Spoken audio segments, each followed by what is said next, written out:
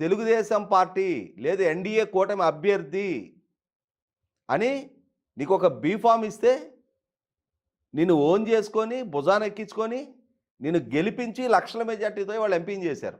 అటువంటప్పుడు మరి ఖచ్చితంగా అక్కడ జరుగుతున్నది శుభకార్యం కాదు.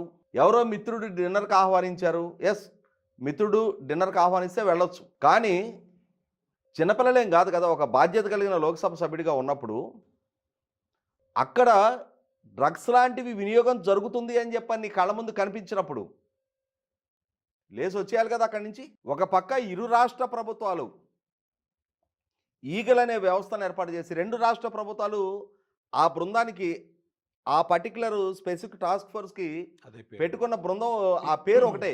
ఇవాళ రాష్ట్రాలని మత్తురహిత రాష్ట్రాలుగా మార్చాలని చెప్పని ప్రభుత్వాలు చిత్తశుద్ధితో ప్రయత్నం చేస్తా ఉన్నప్పుడు, రాష్ట్రం నుంచి కంప్లీట్ గంజాయి కల్టివేషన్‌ని ఎరాడికేట్ చేశాము.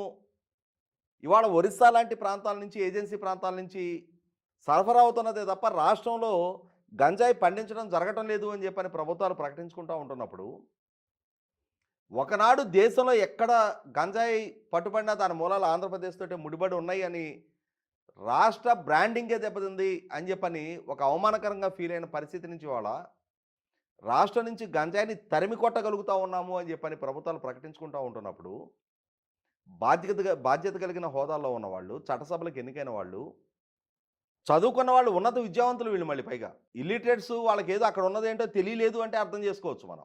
మిమ్మల్ని భోజనానికి పిలిచారు, భోంచేయండి. అక్కడ 11 మంది ఉంటే 6గురికేగా పాజిటివ్ వచ్చింది. మిగిలిన 5గురికి నెగిటివే వచ్చిందిగా. ఆ 5గురిలో ఎందుకు ఉండలేదు మీరు?